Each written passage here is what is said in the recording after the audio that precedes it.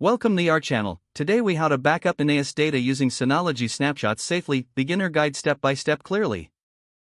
To backup NAS data using Synology snapshots, start by accessing your Synology NAS interface. Log in with your administrator credentials.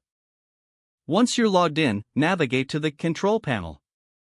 In the Control Panel, find and click on File Services. Ensure that your file services are enabled for both SMB and AFP. Next, go to the Shared Folder section. Select the shared folder you wish to backup. Click on the Snapshot tab in the Shared Folder settings. If this is your first time using snapshots, enable the snapshot feature. After enabling it, you can now create your first snapshot. To do this, simply click the Create button. Choose a name for your snapshot that reflects its date or purpose. Review the settings and click OK to create the snapshot. Once the snapshot is created, you will see it listed in the Snapshot tab. Now, let's schedule regular snapshots to automate the backup process. Go back to the Snapshot tab and click on Snapshot Replication in the left menu. Select Manage Snapshot Schedules. Here, you can set up a schedule for automatic snapshots, choosing frequency and retention policy.